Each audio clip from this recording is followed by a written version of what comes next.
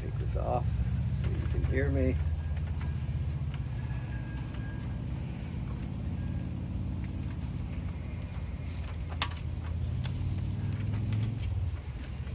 Death has taken our beloved Dale.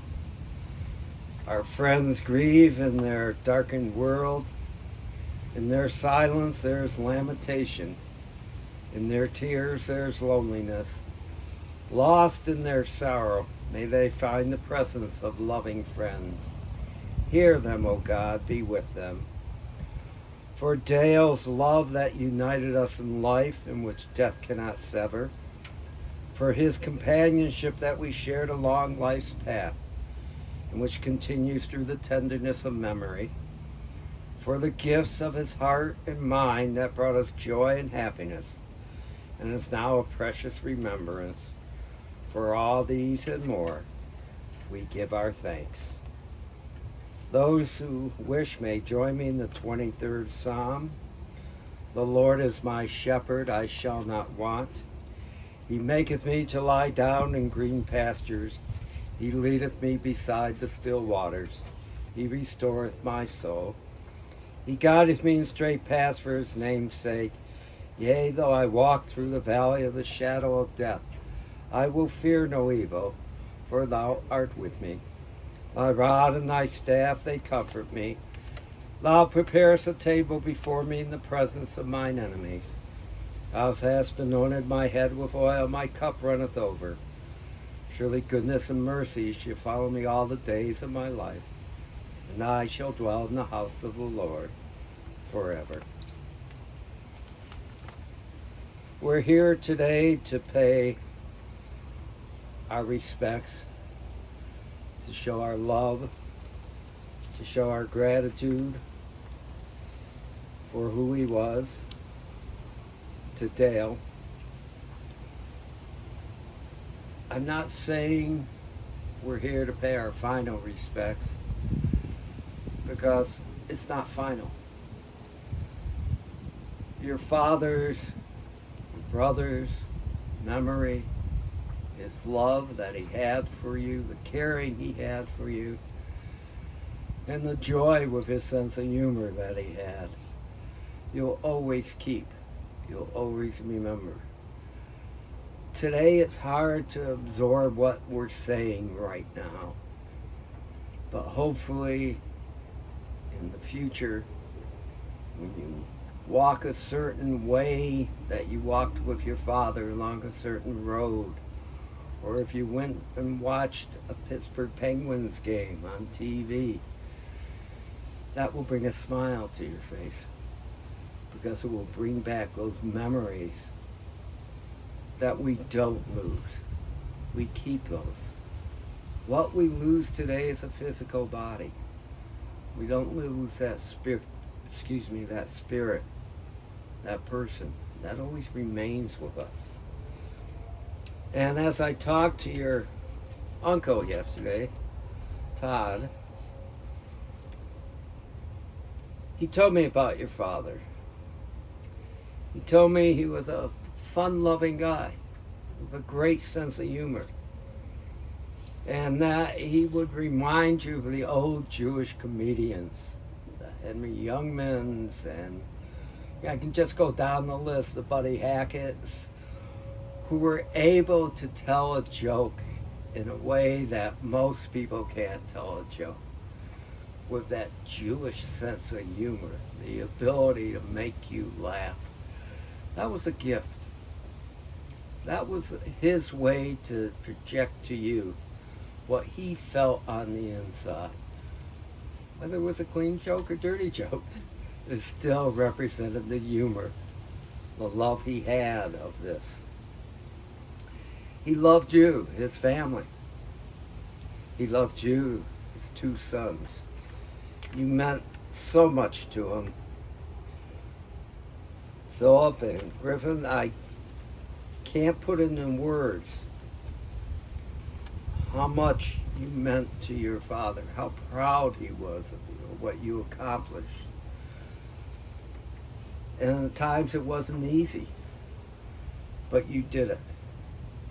You did it with the help of your father and your mother and the people surrounding you. You did it with their guidance and their love, and he was so proud of that. He would beam when he talked about both of you. He was so dedicated to you. He was also an avid sports fan. He loved Ohio State. Being a Buckeye myself, I can't blame him. I hope no one from Michigan is here. He loved the Browns, and I mentioned before the Pittsburgh Penguins. And when he was a young man, probably your age, I heard he was a very good baseball player.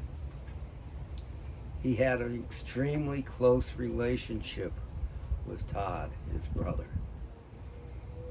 They shared life's travels, life's road, the paths together. They were there for each other. They loved each other. And they listened to each other, to the good and the bad. Todd took the responsibility very deeply of being his big brother. Your dad, as I mentioned before, loved his family, all your family, your cousins, your extended family. And he was like, as Todd told me, the family historian. At family events, when you all would get together and someone would come up and say, "Hey, how are you? I haven't seen you since you were that high," or things like that, Todd would nudge your father and say, "Who was that?" And your father knew. "Oh, that was our third cousin on our mother's side, and they were raised here." He was a family historian. He knew everyone, where they were born, where they lived. That was who he was. He was a family historian. And he would point out who was who. But the bottom line is that you can't give up today, boys. Young men, I should say. Actually, anyone younger than me is a boy. All right. But I have sons your age, a little older. You cannot ever forget, and you won't ever forget what your father felt towards you. That will always stay with you. That's a gift we can't erase. Now I'm going to call upon Todd to say some words.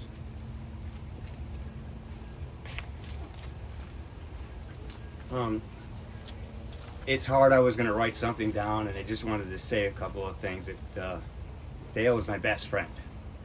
He kept me associated. He kept me in the loop of all the family, all of our cousins, and we got some representatives of the cousins I love dearly. They're all older than me. We all were raised together. He from Sycamore to Fenway to Ohio State, and because I was detached, and it's not what I do, and everybody knows that, but he kept me informed of everybody. He was my best friend. Even as bad as days that we were having, no matter what, he made me laugh. If he was sick with the flu and I went over his house, we started going through old pictures and old stories, he's making me laugh.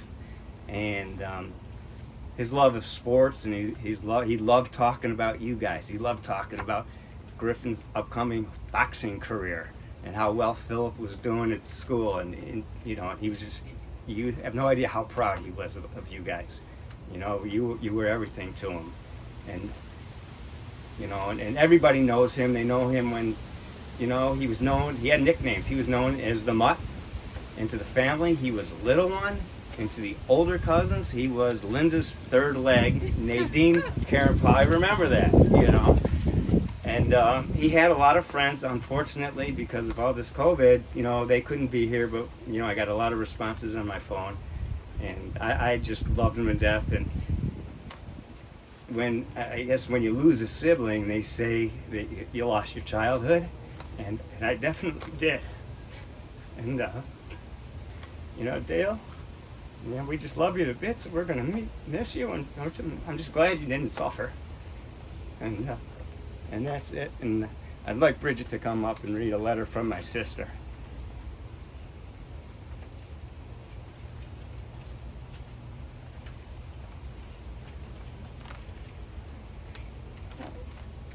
fans. I'm reading this on behalf of Marcy. These are her words. Dear Dale, today I'm going to speak to you as well as about you, to say the things I may not have said. Having a sibling is fraught with all that is part of that dynamic. I didn't know that any baby brother could have taught an eldest sister any more than you did as we grew to be in our middle ages. I will carry these lessons with me, just as I will forever carry a piece of you in my heart, that piece that is now lost in my daily life. You have been an amazing example of compassion, patience, and acceptance. You have taught me so much as I came to know your viewpoints while we navigated the waters of raising children and caring for our mother. I will miss those talks, whether on the phone or in person, and the perspectives you brought. I will miss calling you after every episode of The Blacklist and dissecting the plot twists in hopes of figuring out what was actually going on. I always thought that you, much like I thought of our mom, would have been a great television writer. I will miss movie and TV sharing. I do promise to watch Uncut Gems, and I will be sad not to have a follow-up discussion. I will miss all the trash-talking texts on OSU-Michigan game Saturdays, though for the record, the Wolverines did indeed win every year I was in school. Speaking of winning, you did indeed win the tummy contest, even though I was very pregnant. I need to apologize for all the times I and my partner in crime, Todd, picked on you. When you started to cry and threatened to tell Mom, we tickled you till you laughed and forgot about tattling. For sure, our favorite pick on Dale move was putting you in between us, dancing, and then kicking your ankles. Man, Todd, that wasn't nice of us. There is so much I will miss and so many teachings I will remember. Right now, I see you hanging out with Dad, solo, no me, Todd, or Mom, getting that alone time that you never had as the youngest. I will miss your warmth and your laugh every day. Life has been tumultuous, and I wish you peace. All my love always, Marcy.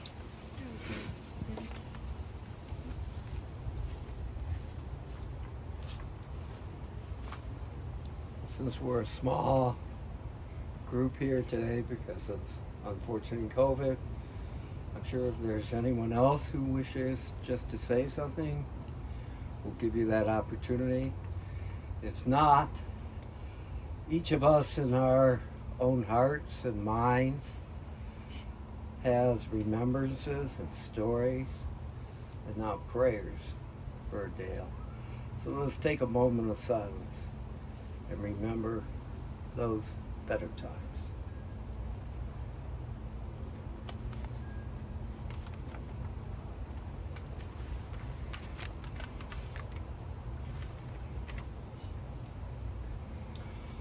For everything there's a season, a time for every experience under heaven, a time to be born and a time to die, a time to plant and a time to uproot what is planted, a time to tear down and a time to build up, a time to weep and a time to laugh, a time to grieve and a time to dance, a time to throw stones and a time to gather stones, a time to embrace and a time to refrain from embracing, a time to seek and a time to lose, a time to keep and a time to discard, a time to tear and a time to sow, a time to keep silence and a time to speak.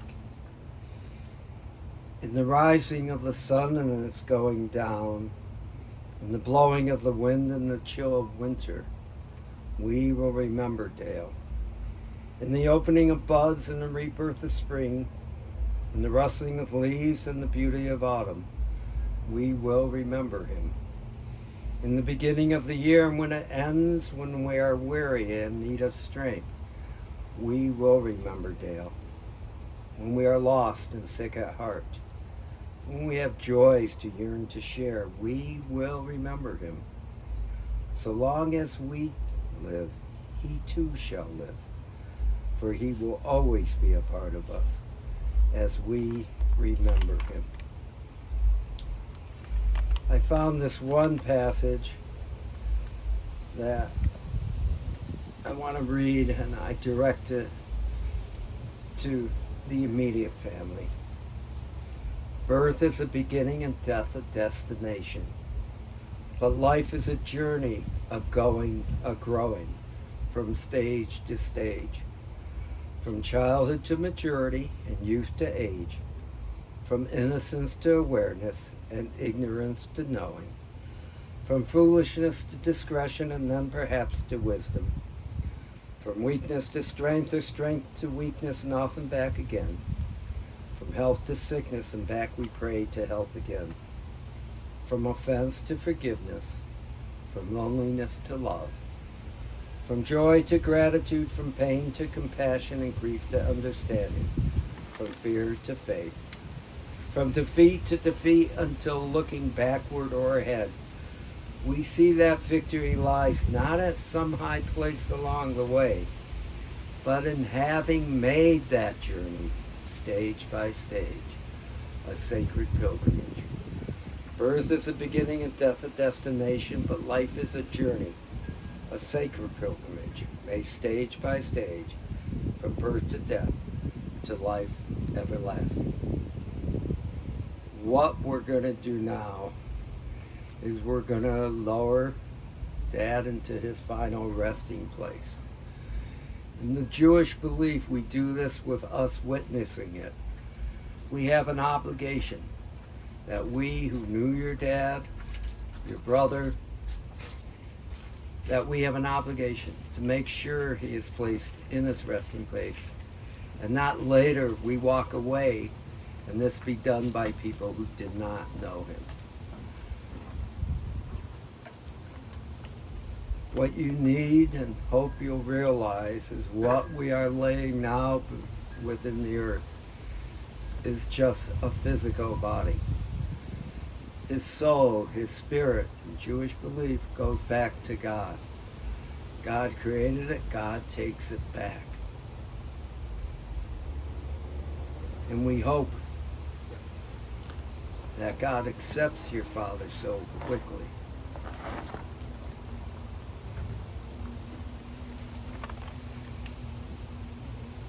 Source of life, author of existence, we call upon you as our loving creator. You summon us into life, you sustain and guide us to the very end. Our lives are often filled with suffering and pain, but your light is not entirely hidden from our eyes. You are indeed our light and hope. In this hour of parting for our beloved Dale, we cherish those few years that were allotted to him.